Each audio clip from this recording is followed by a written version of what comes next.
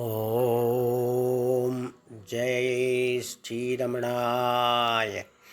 பகவான் ஸ்ரீ ரமண மகரிஷி பக்திஞான இயக்கத்தின் ஆன்மீக அன்பர்கள் அனைவர்களுக்கும் எங்களுடைய மனமார்ந்த இனிய காலை வணக்கம். இன்று நவம்பர் 9 ஞாயிறு.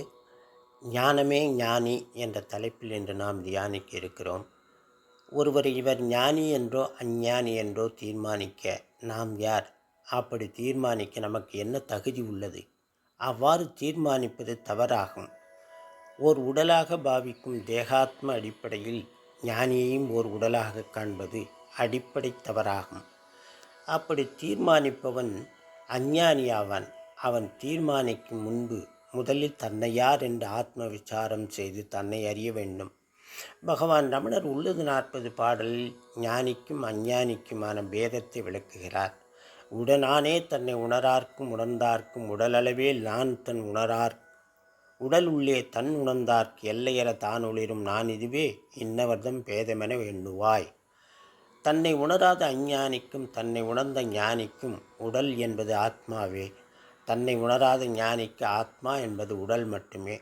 தன்னுள்ளே தன்னை உணர்ந்த ஞானிக்கு ஆத்மா என்பது தன் இதயத்தில் எல்லையில்லாமல் ஒளிரும் ஆத்மாவாக்கும். இதுவே அஞ்ஞானிக்கும் தன்னை உணர்ந்த ஞானிக்குமான வேறுபாடு என்பதை உணர்வாயாக. ஞானியும் அஞ்ஞானியும் உடலை நான் என்று பாவிக்கிறார்கள். ஆனால் இருவரின் பார்வை முற்றிலும் வேறானது. அஞ்ஞானிக்கு எல்லாம் உடல் மட்டுமே, ஞானிக்கு அதுவே எல்லையில்லாமல் பிரகாசிக்கும் அகிலமும் ஆகும். ஞானிக்கு உடலும் அவன் அகண்ட சுரூபத்தில் ஒன்றி அவனுக்கு அந்நியமாக உடலும் உலகமும் இல்லை. தேகாத்ம புத்தி கொண்ட அஞ்ஞானி முதலில் தன்னை யார் என்று பார்த்து தேகாத்ம புத்தி அகன்றால் ஞானி என்பது ஓர் உடம்பல்ல, ஞானமே தான் ஞானி என்பது அவனுக்கு விளங்கும். உடல் நான் என்று கருதும் ஒருவனுக்கு காண்பதெல்லாம் ஸ்தூல வடிவமாக தோன்றும். அதனுடைய உண்மை சுரூபம் தெரியாது. எனவே ஒருவர் பிறரை யார் என்று தீர்மானிக்கும் முன் தான் யார் என்று தனது உண்மையை அறிய வேண்டும். தன்மையின் உண்மையே முன்னிலை படற்கைகளின் உண்மையும் ஆகும். இதை பகவான் உள்ளது 40 பாடலில் நமக்கு அளிக்கிறார்.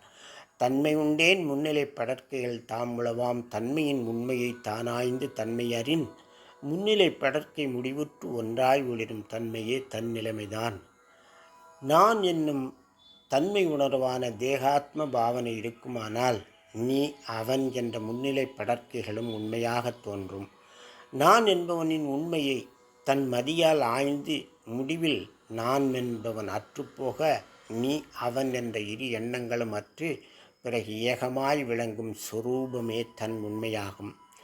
ஏகமாய் விளங்கும் தனது உண்மையை அறியாதவன் அஞ்ஞானி. உலகில் அவன் காண்பதெல்லாம் அஞ்ஞானமயமான பொய் தோற்றமாகவே தோன்றும்.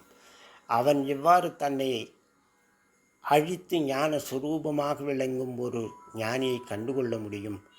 நாமும் இந்த பிரபஞ்சமும் ஒன்றாகவே உள்ளோம். இதுவே மெய்ஞானம். தன்னை அறியாத உப்பு பொம்மை ஒன்று கடலின் தன்மை அறிய முற்படுவது போன்றது அஞ்ஞானி ஞானி அறிய முயல்வது. தன்னை அழித்தெழுந்த தன்மையானந்தற்கு என்ன உளது ஒன்று ஏற்றுதற்கு தன்னையலாது அந்நியம் ஒன்றும் அறியார் அவர் நிலைமை இன்னதென்று உன்னலவன். தான் என்னும் தனது உண்மை உணர்வு அழிந்து தன்னில் சுகித்திருக்கும் சுய பேரின்பத்தில் திளைத்திருக்கும் மெய்ஞானிக்கு என்ன கருமம் உள்ளது செய்வதற்கு? தன்னையன்றி அந்நியம் ஒன்றும் அறியாத அவரின் பேரானந்த நிலையை எவ்வாறு ஒருவர் அறிய முடியும்? தனதுண்மையான உப்புத்தன்மையை அறியாத உப்பு பொம்மை கடலில் கரைந்து கடல் நீர் மயமாகிவிடும். தன் ஞான சொரூபத்தை அறியாத அஞ்ஞானி ஞானமே வடிவான ஞானியை எவ்வாறு அறிய முடியும்? தனது உண்மையை ஆய்ந்து அறிவதே உலகத்தின் இறைவனின் உண்மை அறிவதாகும். ஒருவனாம் உன்னை ஒழித்தவர் வருவார் உன் சூதே இது அருணாச்சலா. ஓம் தத் சத். நாளை வேறொரு தலைப்பில் தியானிக்கலாம். அன்பர்களே, வணக்கம், நன்றி.